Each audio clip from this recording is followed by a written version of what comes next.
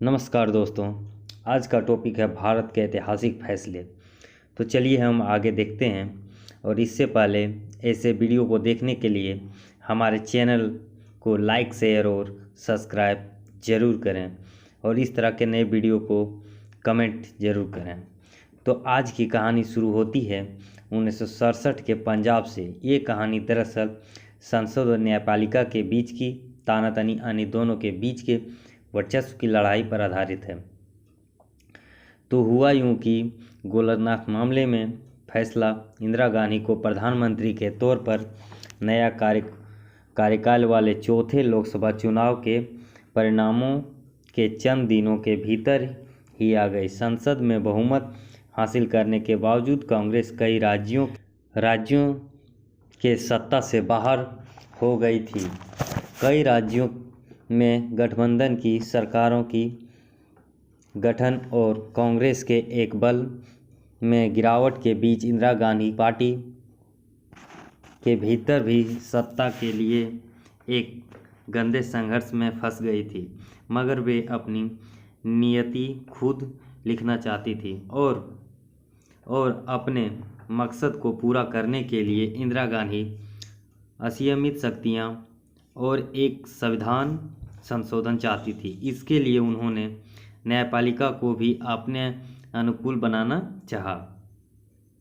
गोलकनाथ पेश का जन्म इसी नाम के एक परिवार द्वारा पंजाब के भूमि हदबंदी कानून के तहत उनकी खेती की जमीन के अधिग्रहण को चुनौती देने से हुआ। हालांकि यह केस श्रीमती गांधी के कार्यकाल के पहले से चला आ रहा था, लेकिन यह संवैधानिक रूप से एक मील का पत्थर बन गया।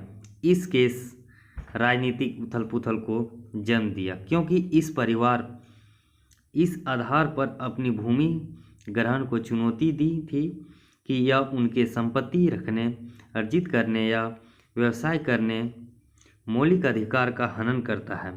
गोलकनाथ परिवार के पास पंजाब में 5000 एकड़ भूमि की थी और पंजाब सरकार ने पंजाब भूमि हदबंदी सुरक्षा अधिनियम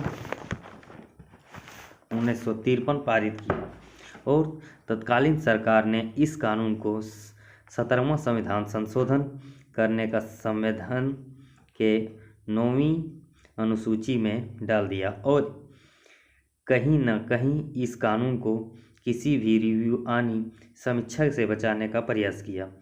तो इस कानून की शक्ति का प्रयोग करते हुए पंजाब सरकार ने गोलकनाथ परिवार को नोटिस दिया और ये कहा कि वे केवल 30 एकड़ भूमि ही अपने पास रख सकते हैं और बाकी जमीन सरकार द्वारा अधिकृत कर लिया जाएगा।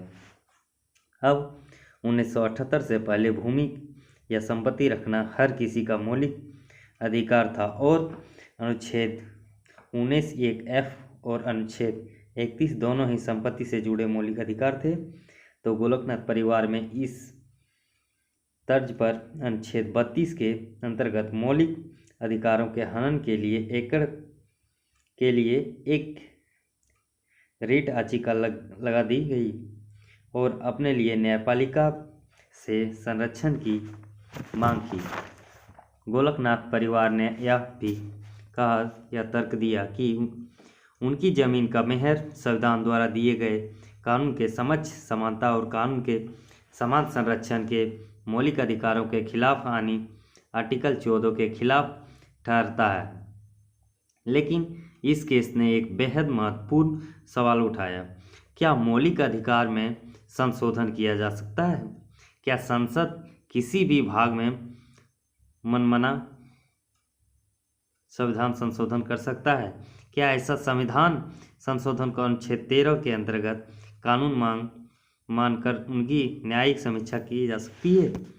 थोड़ा पीछे चलिए। इस गोलकनाथ मामले में सक्रिय प्रसाद मामले में से 5 न्यायाधीशों की खंडपीठ ने यह निर्णय सुनाया कि संसद के पास संविधान की किसी भी भाग को, किसी भी पार्ट को संशोधित करने के अधिकार है और कहीं न कहीं इस मामले में न्यायपालिका ने संसद की सर्वोच्च मांग मान ली थी। खैर, गोलकनाथ मामले में 11 जजों वाली पीठ ने 5 जजों वाली पीठ द्वारा एक पूर्व मामले शंकरी प्रसाद बनाम भारत संघ में यह सुनाया कि फैसले की समीक्षा की और नई परिपाटी लिखने की कोशिश की।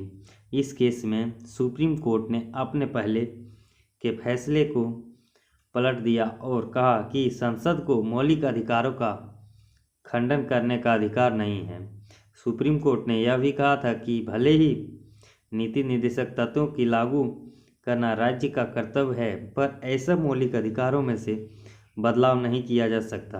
अब इंदिरा गांधी ने केस को नियंत्रित करने के लिए पूर्ण अवरोध के तौर पर देखा। जुलाई 1969 में आनी गोलकनाथ फैसले के 2 साल 5 महीने बाद अपनी राजनीतिक आक्रामकता के तहत इंदिरा गांधी ने 14 बैंकों का राष्ट्रीयकरण कर दिया। इस फैसले के तत्काल चुनौती दी गई और 7 महीने के भीतर सुप्रीम कोर्ट ने इस फैसले को असंवैधानिक घोषित कर दिया। कुछ महीने बाद सरकार ने राजवाड़ों को दिए जाने वाले प्रीटी पर्ट को समाप्त कर दिया की घोषणा कर दी, मगर दिसंबर 1970 में सुप्रीम कोर्ट ने भी इस फैसले को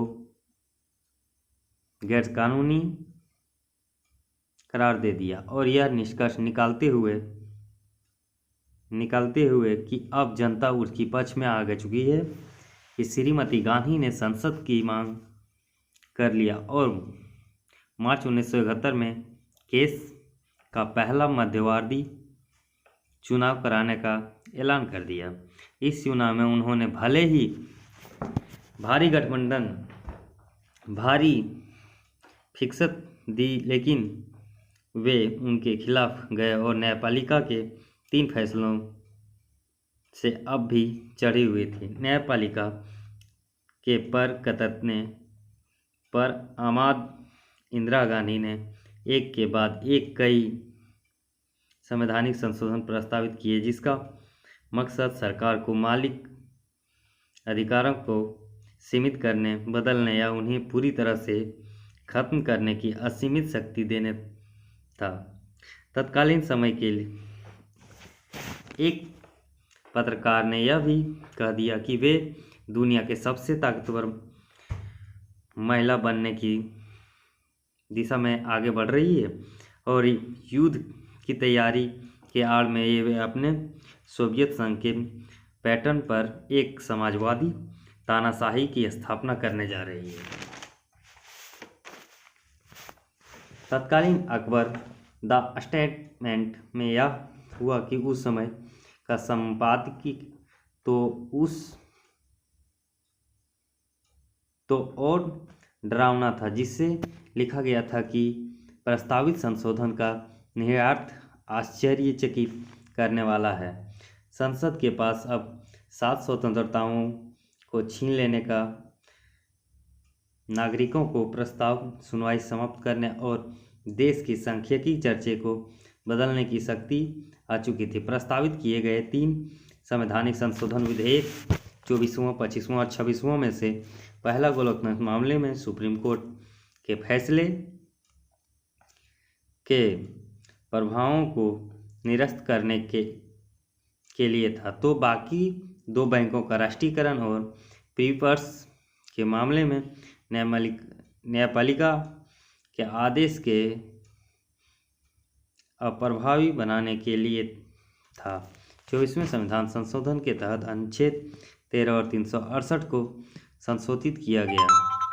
अनुच्छेद 13 को इस तरह से संशोधित किया गया कि यह अनुच्छेद 368 पर लागू न हो और अनुच्छेद 368 संशोधित के रूप में संसद को संविधान के किसी भी भाग में संशोधित करने की शक्ति दे।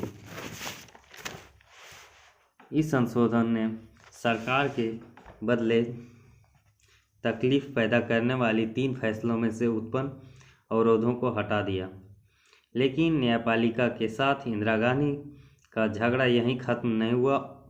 केवल के एक मठ में प्रमुख ने राज्य सरकार के उस आदेशों को चुनौती दी जिसके द्वारा संस्था की संपत्ति प्रावधान करने के लिए उनके अधिकार का सीमित किया गया। न्याय का पहिया धीरे धीरे घूम रहा था, लेकिन जैसे कि बाद में घटनाओं ने दिया गया परिणाम बेहद पुख्ता है।